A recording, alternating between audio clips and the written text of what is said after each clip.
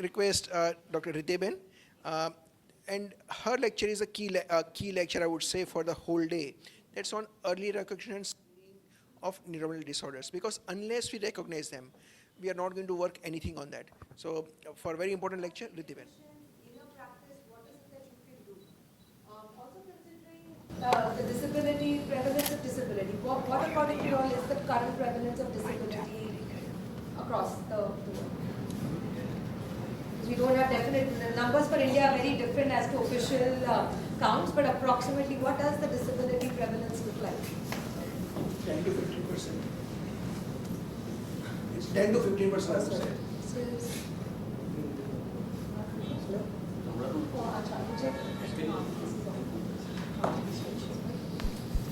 Hello? Yeah. Sorry. Yeah. So 10 to 15% is the worldwide prevalence that has been reported. India, the statistics say 2.2% based on the last numbers that actually came out. So you know what the ground reality is really. And also coupled with recognition to diagnosis, of course, people are not willing to disclose, lots of things going on with that. So if we look at how big is the problem,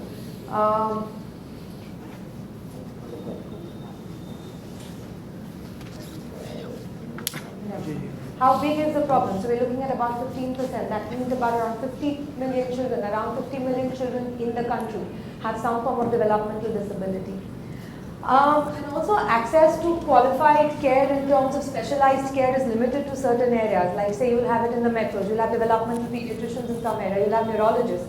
But most of our population still is in areas that may not have access to specialized services. Also, pediatric practices are so busy. You get 10 minutes, 15 minutes tops to be able to spend time with the child who generally comes in when they are sick. So what is it? Today's talk is a little bit about what is it that you can do in a busy pediatric practice to look at different areas of development, and when do you really refer someone for further investigation or assessment. So in regular pediatric practice, how many of you do developmental monitoring, and when do you do developmental? When would you do developmental monitoring? Okay, so we encourage as early as possible. So what would it look like in terms of, would you screen or do developmental monitoring for all kids at particular times? Would you do it for high risk groups? No. Initial screening even for the normal children. Then high risk groups we have treatment. And how would you monitor the development? We have a team. Okay. So you would use tools, or you would use more clinical assessments, or? Initially it is a clinical assessment, and then they subject them for the special. If needed, then based on that. So the ICD is there, the scheme, and then depending on what we suspect, we go for the further screens. Okay. Anything, you said you do developmental monitoring as well. What kind of developmental monitoring do you do? We do on every visit, whenever the child comes to us. Perfect. That's ideal. Short and quick. Short and quick. So how would you make it short and quick? PBS. That would be? Developmental. Oh, so you'll do the scale, you will end up using it. So for every visit that the child comes in, you will end up administering the scale. Not many people actually end up doing that. I think that's very impressive. Anybody else? So ideally, if we are looking at developmental monitoring in a busy OPD practice, which is very hard, we were looking at how big is the problem. It's about 15%, that is a WHO disability report. That means India has about 52 million children with disability. This is children under the age of 14.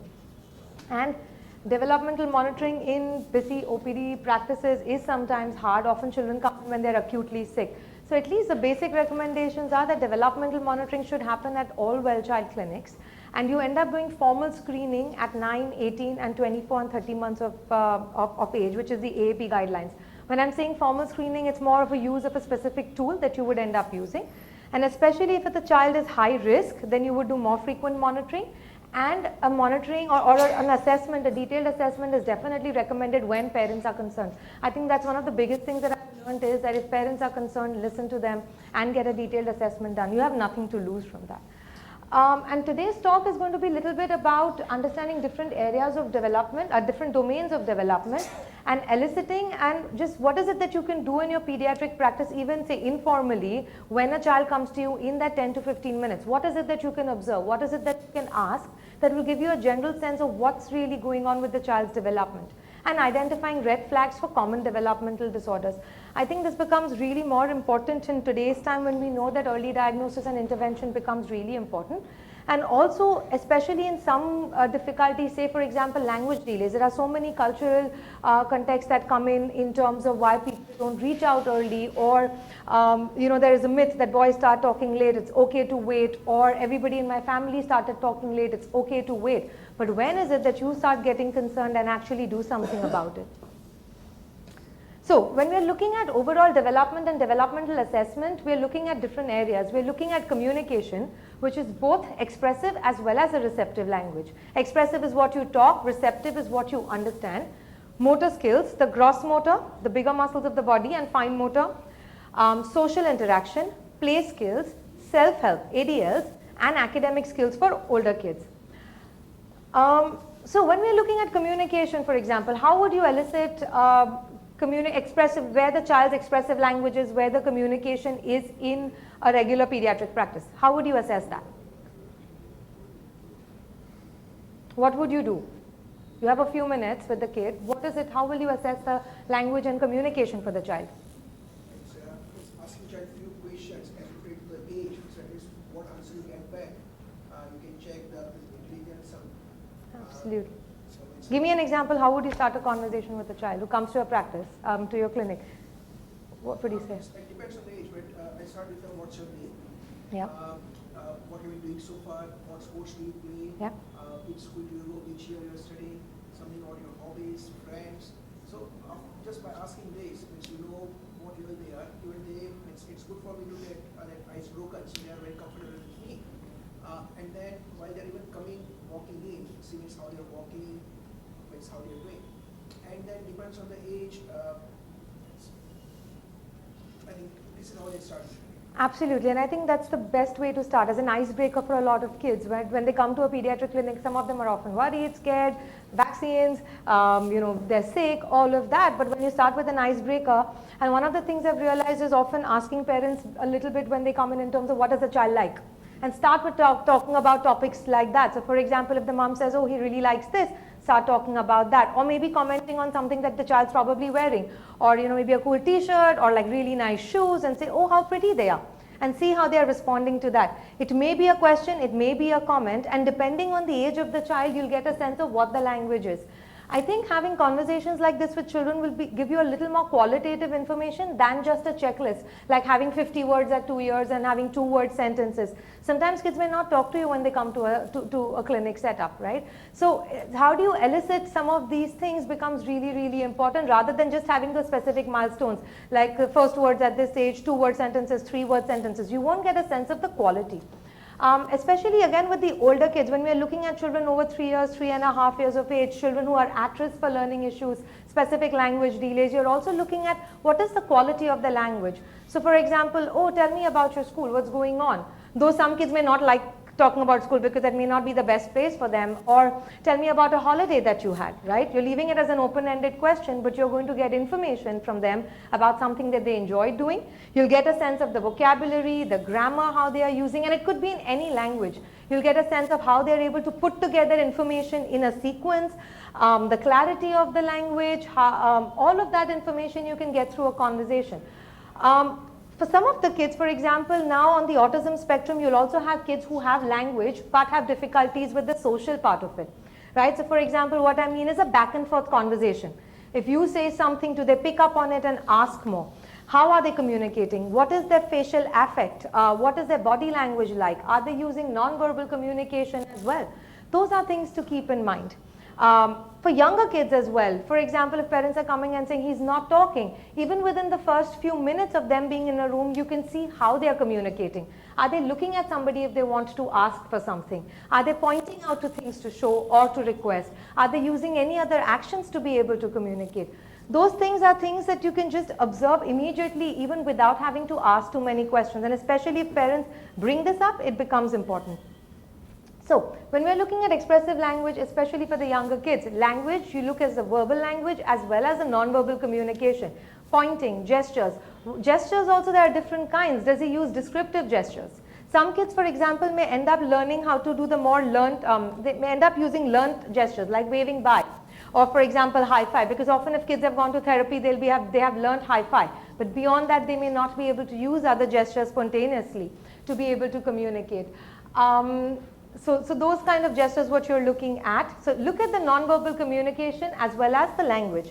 For older kids, back and forth conversations, being able to narrate. If you ask, how are they asking you questions in a conversation? Are they able to have the back and forth conversations going on?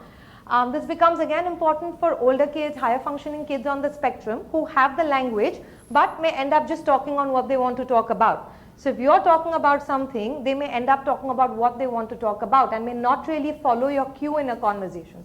When I'm saying conversation, it's like, okay, if I say something like, where did you go for a holiday? And you would say, well, I went here. I may say, oh, even I went there. I saw this. What would be your response after that? Fantastic. What did you do else? Yeah, so you took that cue in that conversation and you asked, and I asked you about your trip. So to be able to have that back and forth conversation, because we need to keep in mind that some of the older kids on the spectrum may present a little bit later, especially the verbal and the higher functioning kids. And again, of course, like Dr. Vora said, that pick the child's area of interest to talk. You're likely to get them to talk more on things that they enjoy. It could be a sport, it could be music, it could be a cartoon, it could be anything. And while we're looking at expressive language, and I've said earlier that we can't look at language only in isolation as what they speak. It's also about how they understand the language. How would we look at understanding of language in a session? Anybody from there, unless people are awake, how would you look at understanding of language in a session where you have like 10 minutes with the child? What would you do? How would you know whether he's understanding language or not?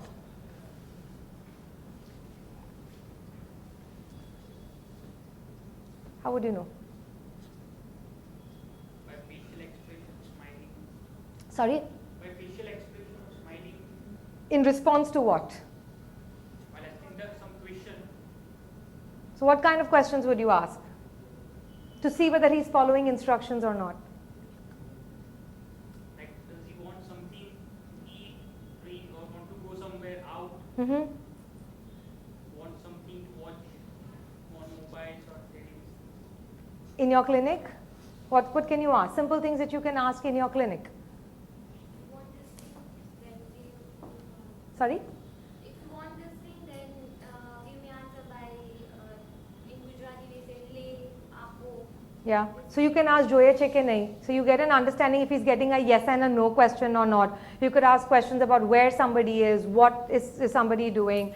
One of the other things to also remember, especially which is an early marker for children on the spectrum, is response to name. If you call out their name, does he respond to that name or not? Right? So it's the understanding of the name and response. Or you can ask them simple questions like you're saying. So those are things to keep in mind. So response to name, following instructions, answering questions. If he understands the questions is when he'll be able to answer it, right? So you need to look at some of those things. Motor skills, right? Again, this is relatively more visible, more easier to pick up. When the child walks into the clinic, you can watch the gait. Immediately, those are the easiest thing you can pick out. If there's any asymmetry, what's happening with that? When the child's sitting, you can also watch the tone of the child. How is the child sitting? Especially a little bit older child that's there. Ask, again, if you're concerned about, ask the parents about what kind of physical activities he enjoys, about the coordination that is there. Often in our assessment sessions, we have some of the toys and stuff available that also gives us a sense of what the fine motor skills are for the kids. Do you all have stuff like that in the clinics? What are the things that you can use in the clinic that will give you a sense of the fine motor skills for children?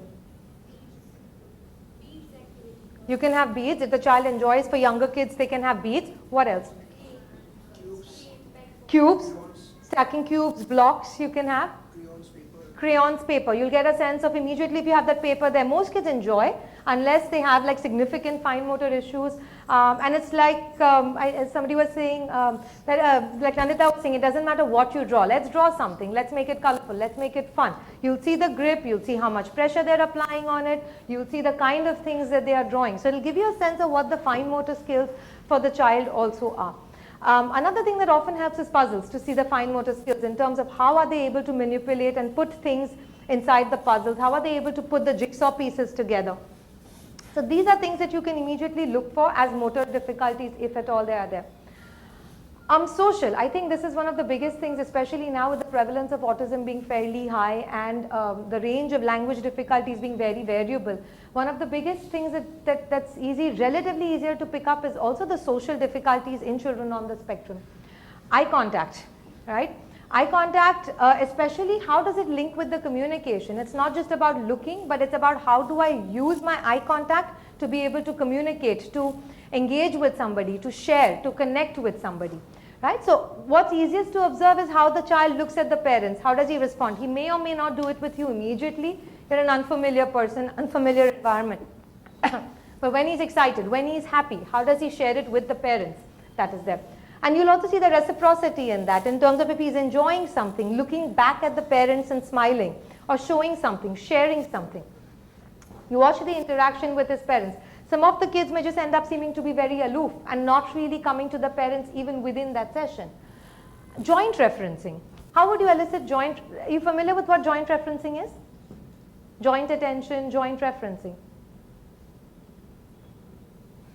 So it's looking at a same object or a thing with a shared interest, right? And this is one of the things that is often missing or a little difficult for children on the spectrum. How would you elicit this in a session?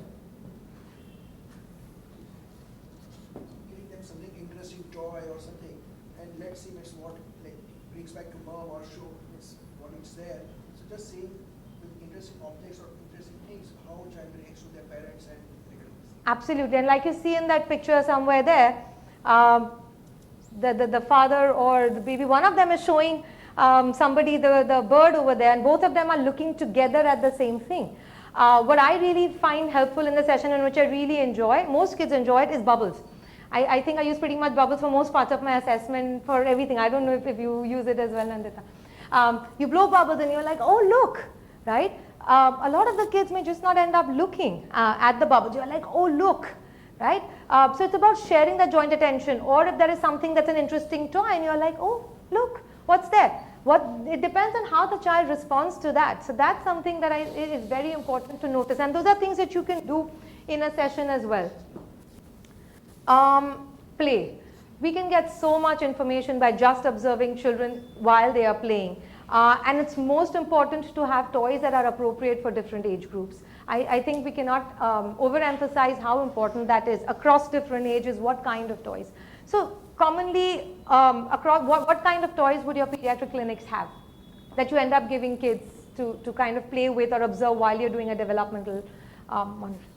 Teddy bears and soft toys, fluffy toys. Soft toys you'll have, okay. What can kids do with soft toys? What do you think kids can do? And at what age would kids start playing with soft toys? About one. About one. What kind of things would they do? You try to carry a dog. So pretend play, like trying to feed, trying to hug. Okay, what else? So you'll have pretend toys. What else? Rattles. Rattles for younger kids. What information can you get from rattles? Eye fixing. Hand function, hearing, hand function. Okay, so you're going to see how it's also a developmental milestone in terms of how kids explore that toy. What else? About 9-10 months, year-old child, what else would they enjoy? Peekaboo. Peekaboo is great. You can, I think that's again a great way to elicit reciprocity, social connect, see how kids are responding. A little older kids, 10, 11 months, may end up pulling down your hand and trying to get you to do it again. So see how they initiate some of these things with you. So peekaboo is really great. Cause and effect toys. They're really great actually. They give you a sense of the cognition, understanding. How is he pressing the button? What is he figuring it out? Is he turning it around, looking at it? Toys also give you a sense of how do they ask for help, right? they'll get it to you, or how do they share things with their family. So that is really, really important to observe while they're doing some of these things. So we've got toys, cause and effect toys, we've got pretend play stuff, we've got rattles, peekaboo, what else? Cubes very useful. Cubes, Different colors. yeah. And so cubes and blocks, different colors, and you can also use it to assess cognition, right, in terms of whether they're identifying colors or not, if they're able to sort it together. For a little older kids, you may use it to say, oh, well, give me two blocks, right? So you're automatically, through play, it looks like play, but you're also assessing that can they understand the concept of two? Are they following that what give me 2 blocks means? You can use them to stack and ask them to see how they're using the hand skills to be able to assess the fine motor function. So you can use cubes for that. And observe what the child plays with. What's interesting is when you're observing this, you may also see things that may not be so typical, right? For example, if a 3-year-old child is mouthing toys, you know that's probably not developmentally okay, that something's going off here. Or just putting in and throwing in things. It could be intellectual disability, it could be features of autism spectrum, it could be many other, or it could be motor limitations that's not allowing him to be able to play with the toys appropriately. So look at what else is he doing. Is he doing repetitive play? For a lot of kids, for example, on the spectrum, they may end up lining up toys, or they may end up spinning toys. They may be inflexible in how they play. What I mean by that is sometimes if kids are playing and if you try and get into their play, they may be a little resistant to what the play is. So they may just push you away or not be okay with that, with you being a part of their play. So observe what toys the child plays with. Is it age appropriate? Does he involve other people? Is there any repetitive, unusual play that you are seeing with that? And again, like I said, it's so important to have age appropriate toys, which will give you the most information. For academics, and I won't get into too much detail for that, for older kids when they come in with concerns about studies, attention, always review a written sample. You can get them to write a few sentences while they are there with you. If they have some of the stuff that's already done at school, you can review some of their books or their reports that are there. And again, just even a few lines of written sample can give you so much more information about the writing, the legibility of the writing, the content of the writing. And that's important to also look at. So these are simple things that can be done during a regular pediatric practice as well. Shouldn't take so much time. And if any concerns are raised on this, I would always recommend to send the child for a developmental assessment. And again, it's not about looking in any of these in isolation. If I'm looking, say, in language delays, I'm also going to be looking at what's happening with the social skills, the play skills as well. If I'm looking at attention, academic difficulties, I'm also looking at fine motor skills, attention skills, again, language, to see which profile all of this fits in. And when we pull all of this information together, it then brings us to what are we looking at red flags for all of these early common developmental conditions. And I'll talk a little bit about red flags for autism, cerebral palsy, at-risk learning disability. So red flags for autism spectrum is no big smiles, no reciprocity, no joyful expressions by about 6 months. These are NICHD criteria. No back and forth sharing of sounds, smiles or facial expressions by 9 months. So you'll have children doing reciprocal cooing, babbling. You talk to the child and the child will just talk back to you in terms of ooh and ah. And it's a back and forth that happens. It's not one way. So if none of that is there by 9 months, you should be concerned. No response to name by 12 months. This is a fairly important sign. If the child's not responding to his name when they call out, and most parents will bring this up, that I'm not concerned about his hearing. એ બધું સાંભળે છે એને જરા પણ એનું favorite music વાગશે કસેથી પણ he will come running. But if I call out his name, it seems like he just doesn't want to listen. No babbling, no back and forth gestures such as pointing, showing, reaching, waving by 12 months. These are all red flags at 12 months, and it's really, really important to pick these up early. No meaningful words by 16 months. No meaningful 2-word phrases by 24 months. Not including imitating or repeating. Kids may end up repeating some parts. That's how they typically learn. But if everything is repetition, you're concerned. Any loss of speech, babbling, or social skills at any age is a concern. We do know that some of the kids may regress between the ages of 18-24 months, common period of regression. Any loss of skills at any age is a red flag. Other signs: avoids eye contact, prefers to play alone, has unusual reaction to sound, smell, taste, touch, flapping hands, spin self toys, rocks body. These may be there, but they are not always as a diagnostic in terms of these have to be there. And screening tools. Commonly, the screening tool that is used is the MCHAT, which is recommended to administer at 18 months and between 24 and 30 months. It's a parent questionnaire with a set of questions which are yes, no, and there is a scoring system. It's an easily available tool. It's also available in Hindi for families who cannot read English. And this is what is recommended to screen for autism. Warning signs for cerebral palsy, again, red flag, easier to pick up. I think the biggest thing to see is if there is a high risk history. If the child is a preterm baby, high risk stormy neonatal period, lots of perinatal complications, delayed cry after birth, monitor these children frequently. I think early intervention makes so much of a difference in children with cerebral palsy. Delayed motor development, head holding, rolling, sitting, pulling to stand, crawling, walking. Any abnormalities of tone, stiffness, weakness, any abnormalities of movement, including asymmetric movements or decreased movements. Early hand use, generally hand dominance comes in a lot later, but hand dominance that comes in before the age of around 18 months is a warning sign that there is asymmetry in the use of the limbs. Other signs could be increased irritability, feeding difficulties, sleep difficulties, abnormal and high-pitched crying. And again, the most important thing is if you have a high-risk history, then you need to be monitoring these kids very, very frequently, especially in the first few years of life. Ideally, 3 monthly in the first year of life, for sure. At-risk LD, again, I won't go over this. Nandita went over it earlier. Red flags for children who may be at risk. Speaking delays, early history of language delays, persistently mispronouncing words, grammatical errors, difficulty using pronouns appropriately, difficulty with rhyming words, playing sound and word games, difficulty with word retrieval. Often you may find children may know the word, but at that time when they're telling you things, they may just have difficulty recalling the words. So they may describe something as if they want to describe, say, a bird, they may end up saying, oh, that thing that is sitting on the tree, that thing that flies. So it may be hard for them to immediately recall the words, which affects the fluency of how they communicate. Sequencing, putting information together in an order, like first this happened, then this happened, this. They may end up going all over the place, sometimes end up going off topic.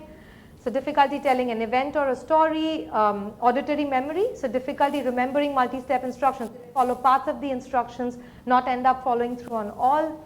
They may have fine motor difficulties, difficulty with cutting, buttoning, poor pencil grasp, decreased legibility of the writing.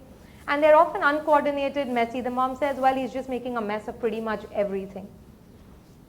And of course, learning disability is often picked up a lot later, especially when kids transition 3rd, 4th standard, where the academic demands increase, and that's when the kids really struggle to cope up. So they may have difficulty with reading, difficulty with spellings, avoid writing, may be better at oral work, difficulty following instructions, the handwriting may be messy. They may have difficulty concentration, and they may first come up to you with concerns about attention at school. The mom may say, oh, well, he's paying attention at everything else, but when it comes down to academic work, hates it, just can't sit and pay attention to that.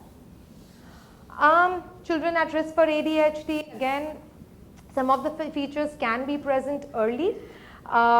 Easily distracted, difficulty staying focused, but again, most of these concerns end up coming up for school-age children when the demands increase and when the teachers really bring it up. Following parts of multi-step instructions, using things frequently at school, needing reminders for everything. Like if he gets up in the morning, I have to keep on reminding him, do this, do this, do this.